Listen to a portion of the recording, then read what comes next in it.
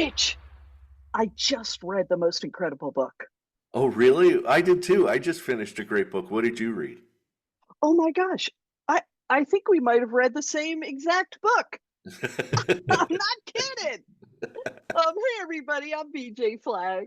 And I'm Rich G, and this is the best small business show, episode 369, where we deliver simple strategies and insights to drive your small business success. Today's topic is all about startups changing the future. Ooh, we're going to do something totally different today. Yeah, we're going to do an in-depth analysis. I think we've done this once before. I don't know. I do Of too. I do it, too. of an incredible book that was just featured on a great podcast that both BJ and I listen to. It's called Pivot, and it's with Kara Swisher and Scott Galloway. It's one of our favorite podcasts. Oh yeah, Kara and Scott interviewed Mike Maples Jr. I'm saying Jr. because his dad was pretty amazing too. On his new book with Peter Zembelman. I knew I wasn't going to get that name right.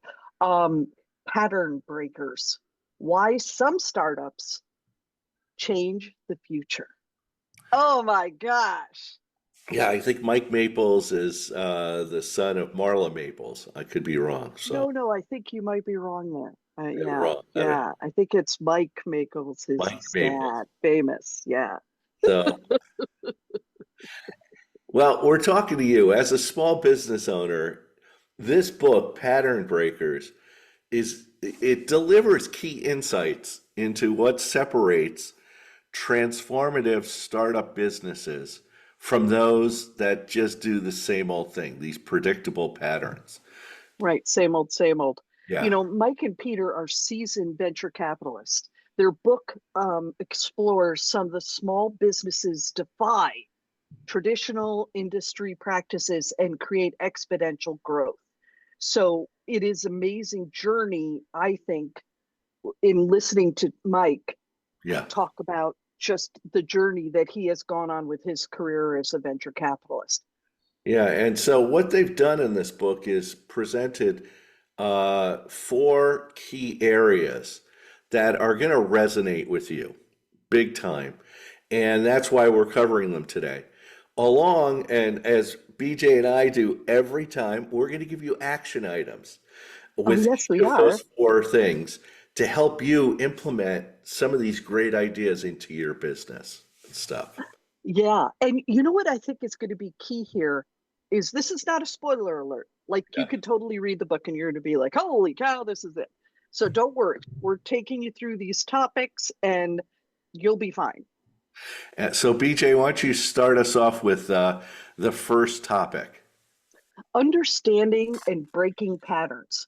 So most businesses stick to a predictable pattern, just following the business, industry norms. But here's the thing.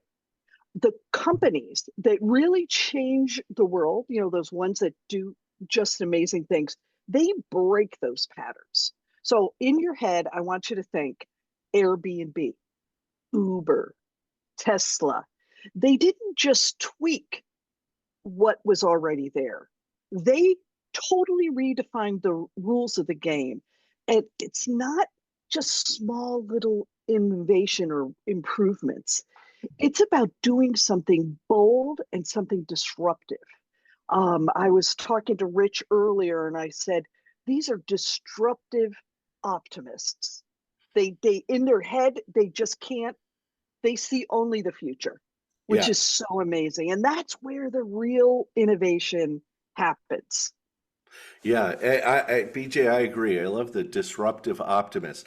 And Yeah, one thing I want to let you know is this isn't just for startups. If you have an existing business, you right. can still be a disruptive optimist. You could Yeah, say, I want to do something totally different. I'm in dry cleaning. I want to do something totally different than what other dry cleaners are doing out there. So, yeah. how can you be a disruptive optimist? Well, here's some action items. Okay. Number one, identify your industry's norms. Okay. So take a hard look at your industry standard operating procedures, SOPs. Okay. And figure out what assumptions are being made that could be questioned or disrupted. Is your industry getting old? Is it Yeah, becoming obsolete? What can you do to change it? How can you disrupt it? And number two, think 10x, not 10%. Well, I'm just going to make a right. 10% improvement. No, I'm going to make a 10x improvement. So focus on creating an idea or a solution that doesn't offer just slight improvements, but radically transforms your customer experience and the market itself. And what is amazing when you think about it, guys, and I'm talking to you, audience, you should have been doing 10%. You should have been doing 20%. That's not disruptive. That's just doing business. Yeah, We're talking to you about a completely transformative effort. And that's where you got to be. absolutely. And the third area of action we want you to take in this one is embrace failure. Okay, you're gonna fail. And see, that's the thing. When you're stepping out 10x, you're gonna fail. You're gonna make mistakes. Mhm. Pattern breakers often fail before they succeed. Don't be afraid to experiment and challenge the status quo, even if it means experiencing setbacks along the way. BJ, you know, I've tried many different things in my 15 plus years of coaching. Yes. I spend money on this stuff and it fails. Okay. Yes. And I just go, oh, well, just got to pick Right. myself up and move on. Yeah. He actually doesn't get upset about it, which I think is amazing. Usually halfway through whatever's happening, the fail starting to happen, Rich will go, I got another great idea. And he just morphs and gets it moving and moves on. He never stays. I feel in the book it said, if you're not failing, you are not pushing the boundaries enough. Yeah. And I read that and I just went, oh, And I can tell people, you want to see the scars? I'll show you the scars. The scars are yeah, great. So it's wonderful. I love it. I love it. Well, topic two is you need to have visionary leadership. It's so important. Okay. And Maples and Zibelman put visionary leadership front and center for businesses that really change the future. You need to be visionary. You need to be, you've heard us talk about this. You need to be an evangelist about your vision. Okay. They say big wins come from founders with bold visions, not just Yeah. short-term profit goals. And how many companies do we know that just have these short-term profits? We just have to hit our numbers. That's all we have to do. I need to be in here 3, 4 years, and then I could quit with my $100 million bonus. Oh But my then you God. get the Steve Jobs, and you get, all of these people, Elon Musk and stuff that put their reputation on the line to deliver. And these leaders that are just going for short-term profits, they're not chasing dollars. The important people are imagining a future that's not even here yet. So Yeah. Yeah. And the key, they inspire others to believe in that vision. yeah. This is what's amazing is they take the whole crew with them and people want to work there. They absolutely want to work there. People wanted to work at Google. They were inspired by what was happening. And that's how you break the mold. That's how you create something that's game changing. It's amazing. Absolutely amazing. Anyway, So what yes. are what are the action items we have for topic two of visionary leadership? I have three things that I want you to do. I want you to craft a compelling vision. Um, Imagine, what the future does, what's going to happen to your business and what do you want to create? Write down your vision and make sure it's clear, bold, and inspiring. You know how sometimes this wacko vision can be in your head, but it doesn't really make sense? You need to make sense. And what you really want to be able to do is not only communicate it to just your team, but you want to be able to communicate it with your customers and your partners. So that's important. Number two, communicate consistently. Share your vision repeatedly with your employees, your investors, and your customers. Every decision, big or small, should reflect this larger purpose. So you're going to hear yourself kind of making sure that I'm saying the same thing every time. I'm not morphing it. Be relentless about culture. Build a company culture that supports innovation and bold thinking. Surround yourself with a team that buys into your long-term vision, even during the difficult times. So you don't want that, negative Nancy. So they're going, I think we should go back to the bolts and the nuts. I think it was the way. No, no, no, no. So, BJ, what's our third topic that we're going after today? Customer-centric innovation. So this was one that when I was talking to Rich, I said, so many businesses don't do this. Yeah. Sure, breaking patterns is key, but here's the twist. The new innovations solve real customer pain points. Maples and Solomon said, it's not just about being disruptive, it's about finding those unspoken customer needs. So a lot of times in your head, you think the customer needs are this, because that's like right ahead, right in front of you. It's not. You got to dig deeper. The businesses that win, they don't just offer solutions. They offer a radical solution. So Yeah. it's very different. They reframe the whole customer experience in a way that nobody saw coming. No one saw coming. Think of Airbnb. Are you telling me in your right mind that you would go and stay at a place where you don't know the people? But they changed they made a radical alteration in how to describe it. And boom, there we were, staying Yeah. all over the world. Yeah, and you think about Uber, where it's like anybody can be a taxi cab driver. And, instead of you trying to flag down a taxi in Manhattan, you could set up the Uber while you're still finishing your meal, and you can meet them right outside the restaurant. Although Yeah, I find every time I use an Uber, they're always on the other side of the street. So I'm like, where are they? I have to go. They're like, I'm over here. So it's always funny. that's a New York problem, Rich. That's a New York Absolutely. problem. Well, our action items for customer-centric innovation is number one, conduct deep customer research. Spend more time getting to know your customers. Ask them questions. Go beyond surveys, okay? Conduct interviews. And we talked about this a few podcasts ago and how Stu Leonard's grabs a customer and gives them $100 or $200 and says, we'd like an hour of your time. Yeah, Observe their behaviors to understand their unmet needs and frustrations. Ask them. It was kind of funny. We were at a fair, and there was this one little stall that had all these cool things. And I walked through it and I walked right out, and my wife goes, don't you want anything? I go, no, there are no price tags. And I don't want to have to ask. That was the frustration I had. It was an unmet need. They should have the prices right on the front. right. Second, design with empathy. Okay. Innovate not just for the sake of innovation. And we see so many stores and businesses do this, but to make your customers' lives easier. Okay.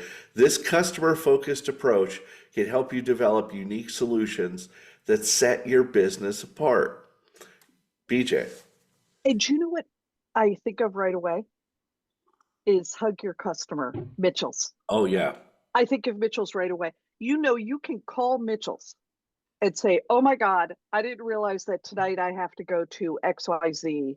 Um, you've got my information on file. I'm going to send somebody up there. I need this and this. And they said, great, we're going to throw a couple other things in there. You can return whatever you need. We've got it. We've got you. And that's a level of customer service that is completely different. Yeah, So, the one that I constantly harangue about, and I probably mentioned it on this podcast, is when you're checking out the credit card machine, on oh, how frustrating it is where they go, yeah, I know it doesn't work right. No, no, that's not me. When I go to Costco, I take my card, I put it right on top. It's like beep, done within yeah, seconds, like 1 or 2 seconds. And right. every other store I go into, they kind of blame their credit card person. And I go, no, you're at fault. You're making this painful. First, they go, well, wave it here. Well, no, then stick it in. Well, then, no, then swipe it. And I'm like, guys, you got to Yeah, fix this. well, I don't want to got come to call back the here. POS company. Got to Yeah. call the POS company.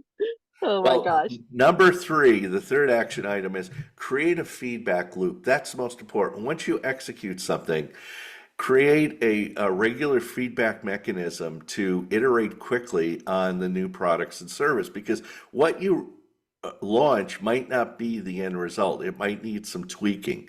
So this ensures that you stay aligned with your customers' expectations while pushing boundaries. So, Yeah. So it's definitely a way for you to have to like constantly see it. I find that in a company, there's usually somebody who's fantastic at creating these. yeah. So keep your eye open. Rich, take us into number 4. Number four is seize timing and opportunity. Timing is everything, right? You know, it's Yes. like right now you should have bought toilet paper. Ah, it's like, the authors Maples and Zibelman say that it's not just about having an innovative idea; it's when you launch it. It's all about when. Okay, Yeah. and some companies fail because they're either too early or they're too late to the party. And the trick is knowing the exact moment to break that mold and shake things up.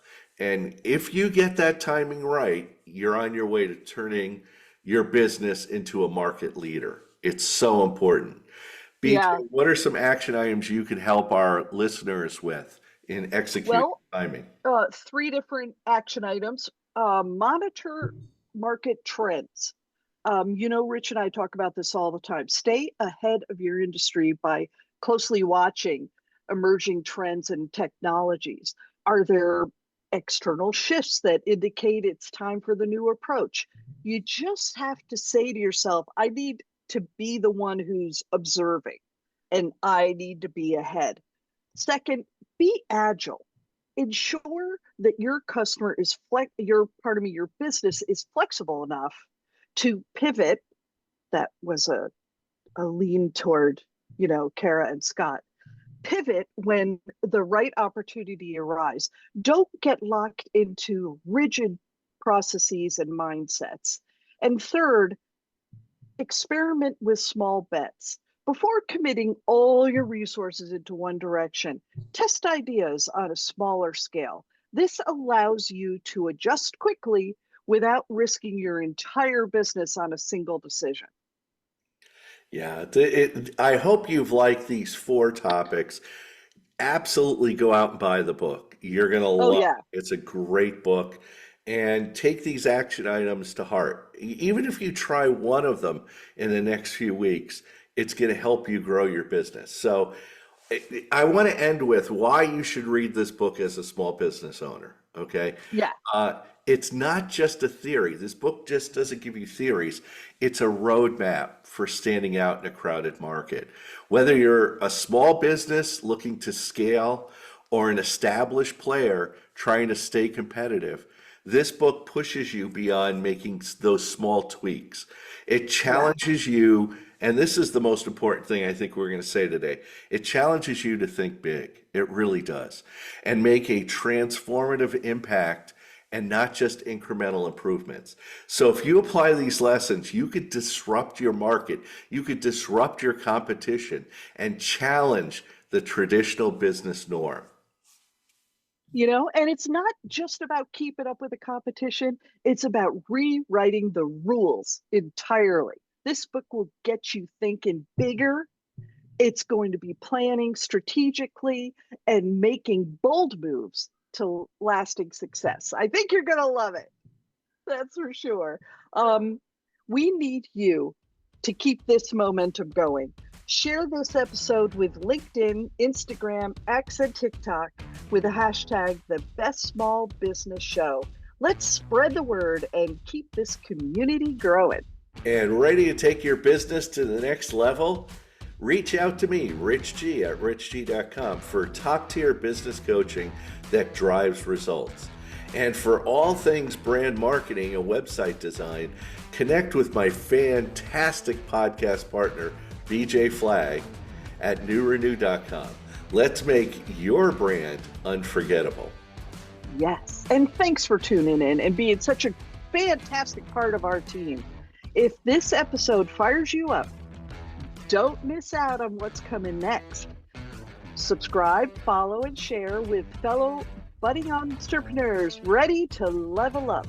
Your support keeps us going and helps us make an even more significant impact. And of course, a big shout out to our editor and producer, Richard Scalzo, for making us sound fantastic in every episode.